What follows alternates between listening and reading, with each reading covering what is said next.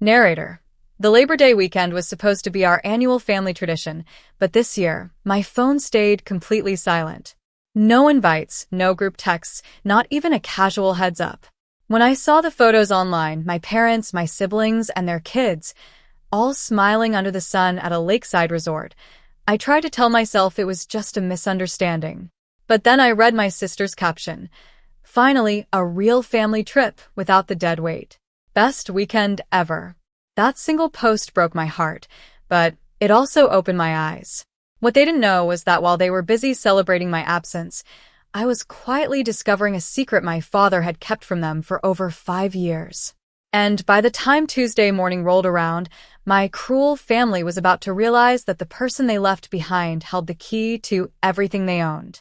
My name is Evelyn, I'm 32 years old, and for as long as I can remember, I was the human safety net for my family. Whenever my older sister, Chloe, needed rent money, or my younger brother, Marcus, needed someone to co-sign a loan he had no intention of paying back, my phone was the first one to ring. I was the quiet, reliable daughter who worked long hours at an accounting firm, always putting everyone else's needs before my own. Labor Day weekend had been our sacred family tradition for over a decade. Every single year, without fail, we would pack up and head out for a 3-day getaway to unwind together. But in the weeks leading up to this year's trip, the air felt different. Whenever I walked into my parents' living room, conversations would suddenly trail off into hushed whispers. My texts to the family group chat were met with short, icy responses, or left on read entirely. By Friday evening, as I sat alone in my quiet apartment, my phone stayed completely silent. No updates on meeting times, no packing lists, nothing. I tried to swallow the growing lump in my throat, telling myself that maybe money was tight for my parents this year and the trip had simply been canceled. I decided to make a cup of tea, go to bed early, and brush off the nagging feeling in my gut. I had no idea that by the time Saturday morning arrived, my entire world was about to shatter. Saturday morning arrived with a heavy, uncomfortable quiet. I woke up early, still holding on to the foolish hope that maybe my phone had missed a notification. Instead, the screen was blank. To distract myself from the silence, I opened social media while drinking my morning coffee, and that's when my heart stopped. Right at the top of my feed was a post from my sister, Chloe. It was a carousel of crisp, bright photos taken at a stunning luxury lakeside resort, the kind of place with private docks, infinity pools, and panoramic mountain views. There was my mother laughing with a glass of champagne, my father relaxing on a lounge chair, and Marcus posing with his kids on a speedboat.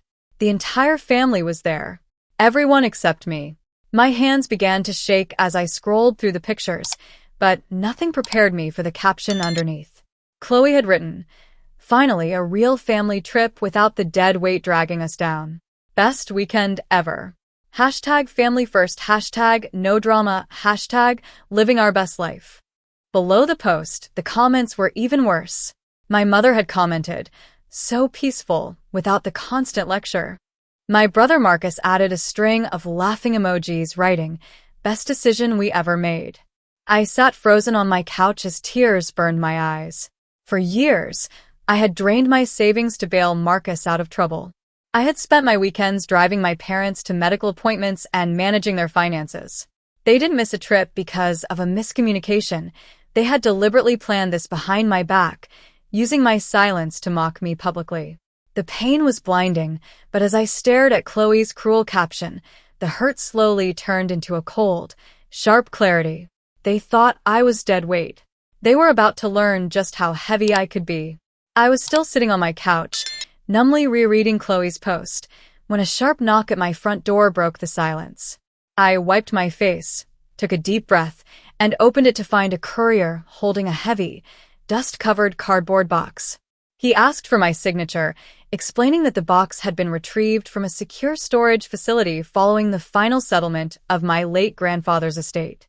My grandfather had passed away 6 months earlier, and while my parents had quickly claimed his car and household items, this box of personal papers had been tied up in legal processing until now. Desperate for any distraction from the humiliation online, I brought the box inside and set it on my dining table. As I cut through the faded tape, The scent of old paper and cedar filled the room. Inside were photo albums, vintage watches, and a thick, leather-bound binder labeled property and trusts. I opened the binder, expecting to find outdated utility bills or land surveys from decades ago. But as I flipped through the legal documents, a bold property title caught my eye: Pine Ridge Lakeside Resort and Cabins. My heart skipped a beat. Pine Ridge was the exact name of the luxury resort tagged in Chloe's social media photos. I leaned in closer, studying the notarized deeds and land transfer records. 5 years ago, when my grandfather's health began to decline, he hadn't sold the family's share of the lakeside property like my parents had claimed. Instead, he had quietly restructured the entire holding into a private family trust to protect it from being liquidated. My eyes raced down to the bottom of the final page, searching for the designated trustee's name. It wasn't my father. It wasn't Marcus. Printed clearly in black ink was my full name, Evelyn Miller, listed as the sole trustee and primary beneficiary. With trembling hands, I turned the page to inspect the financial ledger attached to the trust. The more I read, the more my shock turned into absolute fury. My father and brother hadn't just excluded me from a holiday. They had been operating a massive deception behind my back for years. According to the bank records filed in the binder, the luxury resort wasn't just a holiday spot. It was built on land owned directly by my grandfather's trust. Every year, my father had been drawing tens of thousands of dollars from the trust's maintenance account under the guise of upkeep. In reality, he and Marcus were using that money to fund their lavish lifestyles, buy expensive vehicles, and pay for the very family vacations they had just barred me from attending. Worst of all, a stapled email printout from 3 weeks prior revealed their ultimate betrayal. Marcus had been secretly negotiating with an out-of-state real estate developer to sell off the entire resort property for millions. They had scheduled the deal to finalize immediately after Labor Day weekend. They called me dead weight because I was the only thing standing between them and a payout, and they assumed that by isolating me, I would stay oblivious until the deal was sealed. They thought I was just a naive accountant who would never look into grandfather's old boxes. They thought leaving me out of their trip was a power move that would keep me in my place. But they had handed me the ultimate weapon without even knowing it. As the sole trustee, no sale could happen without my signature, and every dollar they had withdrawn without my consent was technically fraud. I closed the binder, picked up my car keys, and grabbed my phone. It was time to pay my family a visit. The 2-hour drive to Pine Ridge Resort felt like 2 minutes. The anger burning inside me was surprisingly cold, keeping my focus sharp as I navigated the winding mountain roads. By 3 p.m., I pulled into the resort's private entrance, passing manicured gardens and pristine stone pathways before spotting my family on the lakefront dining patio. They were gathered around a massive oak table covered in empty wine bottles, expensive seafood platters, and dessert plates. They were mid-toast, laughing loudly as Marcus gestured wildly, with a champagne glass in his hand. They looked completely relaxed, entirely convinced that their cruel little secret was safe back in the city. I smoothed down my jacket, tucked the leather binder firmly under my arm, and walked toward them. The soft crunch of my heels on the gravel path was swallowed by their laughter until I stepped under the patio shade and stood right at the head of their table. "Mind if I join the celebration?" I asked, my voice calm and completely steady. The laughter died instantly. Chloe dropped her fork onto her plate with a sharp clatter. My mother choked on her wine, dabbing her mouth nervously with a napkin, while my father's face flushed a deep, panicked shade of red. Marcus was the first to recover, slamming his glass onto the table as a sneer spread across his face. "What on earth are you doing here, Evelyn?" Marcus snapped, leaning forward. "Did you follow us? That is beyond pathetic, even for you." "We gave you a simple weekend off, Evelyn," Chloe added, folding her arms with a smug smirk. "You don't need to ruin our trip just because you couldn't handle being left out. Go home before you make a bigger scene than you already have." I didn't blink. I simply pulled out a chair, sat down, and smiled. I calmly placed the heavy leather binder onto the center of the table, right between Marcus's wine glass and Chloe's designer handbag. "I'm not here because I felt left out, Chloe," I said, opening the binder to the notarized trust agreement. I'm here to collect my property.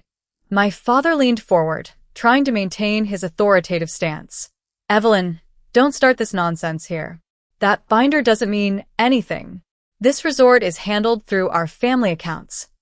Your unauthorized accounts, I corrected smoothly, pointing directly to my grandfather's signature and my name listed as sole trustee. Grandfather never sold this property to you, Dad. He placed it in a trust under my exclusive control, which means every withdrawal you've made for the past 5 years, including the funds paying for this very vacation, was an act of grand larceny.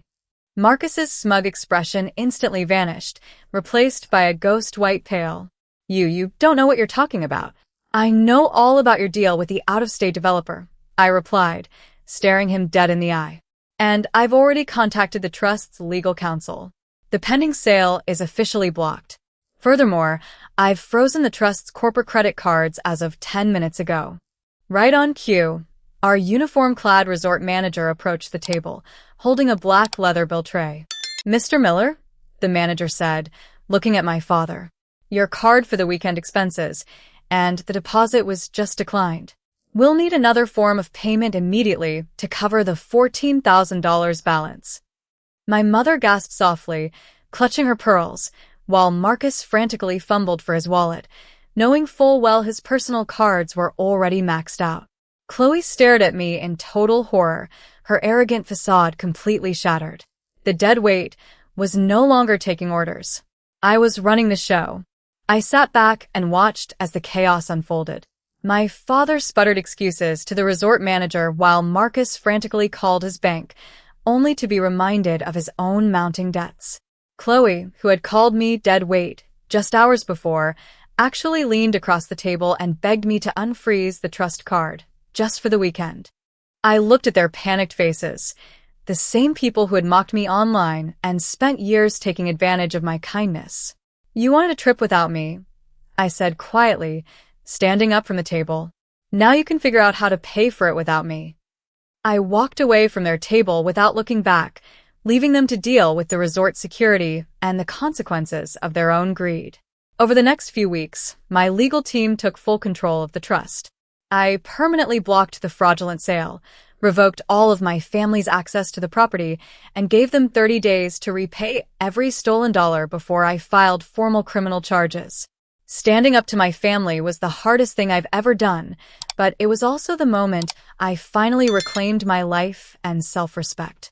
Now, I'm curious about your thoughts. If you were in my shoes, would you have left them with that $14,000 bill, or would you have handled things differently? Let me know in the comments below, and don't forget to like and subscribe for more stories.